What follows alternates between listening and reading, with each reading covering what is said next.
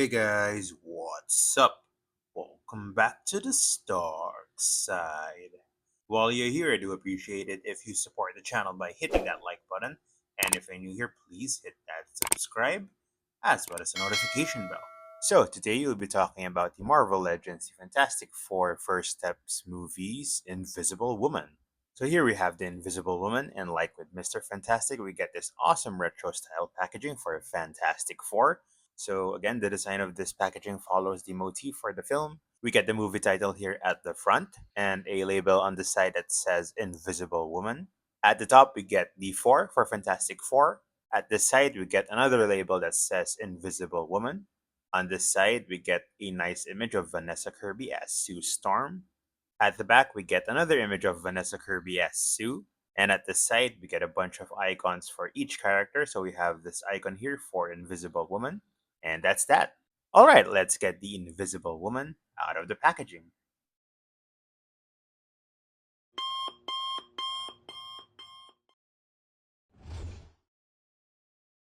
And here we have the Invisible Woman. Now, before we talk about the figure itself, let's go over the accessories. So Sue Storm comes with a decent amount of accessories. We have 4 pieces of interchangeable hands, so we get one fisted hand, one grabbing hand, one open hand, and one force field hand. So of all these alternate hands, only the force field hand here is not articulated. But it does have a peg hole for the force field accessory, which is looking really good. It's made of this translucent plastic material with a bit of contouring to create that force field effect to it. It also has these sculpted details that make it look like Sue is stopping a bunch of bullets, so that's cool. I do wish they made this more film accurate by including that rainbow glow effect that they did for her powers in the film. I guess you can add that effect digitally in your toy photography, but it would have been nice if they added it in as a subtle effect. Importing in the shield accessory is very easy, so you just do this, and here we have the Invisible Woman. Now, taking a look at the figure itself, starting with the head sculpt, I do like this a lot. I don't think it looks like Vanessa Kirby at all, but I still think it's a decent head sculpt. I think what they're missing here is more emphasis on the cheekbones and maybe reduce the jawline here. I think that would bring this closer to Vanessa Kirby, but I could be wrong.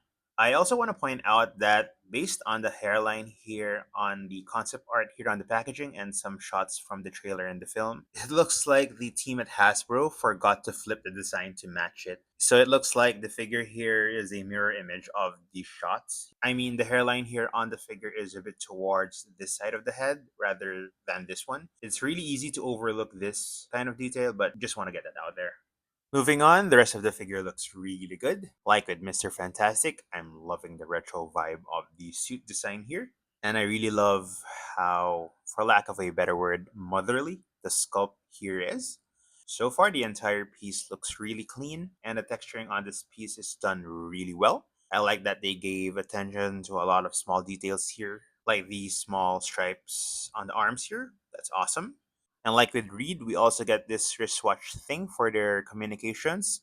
It was actually here on her left wrist at first, but I moved it here to her right for film accuracy. And I think this being on her left wrist at first supports my earlier theory that this piece was made based on a flip concept art.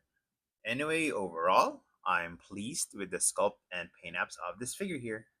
Now let's go over the articulation on this figure. So the hair sculpt on this piece is going to limit her head movement, so Sue can look up only that far and not so much downwards. Her head does rotate, but unfortunately we don't get a lot of neck pivot here. Her arms move upward that far over the 90-degree mark, so that's great, and she can bend them down as well. Her shoulders rotate 360. We get a bicep swivel, double jointed elbows that bend in really far, so that's fantastic. Her wrists do rotate and move up and down, except for this force field hand, which doesn't bend at all, and this alternate grabbing hand, which hinges sideways instead. We get a diaphragm pivot so Sue can move sideways, bend forward, backward, and rotate side to side. We also get a waist swivel. Her legs can kick forward only that far and not so much backwards. Her hips move outward that far, so that's great. She has an upper thigh cut, double jointed knees. Her ankles move up and down, and she has ankle pivot as well. Now for some figure comparisons, here's the Invisible Woman next to her husband and teammate, and the only other figure from this wave that I reviewed so far, Mr. Fantastic. And I think they look really good next to each other.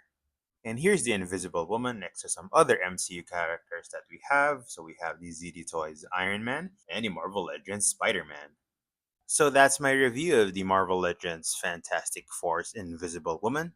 Despite the inaccuracy of the head sculpt, I think this figure has a decent amount of accessories, awesome sculpt, excellent paint apps, and good articulation. So I'm really liking this figure. And if you're wondering where I got this figure, so I pre-ordered the Fantastic Four wave from Collector's Quest Philippines. So if you want to check that out, there's a link in the description below. Thanks for watching. Let me know what you think of this figure. Let me know what you think of my review. Please leave a comment below. And if you like this video, I do appreciate it if you support the channel by hitting that like button. And if you still haven't, please hit that subscribe as well as the notification bell. You can also follow me on social media, links in the description below. And I'll see you guys in the next video.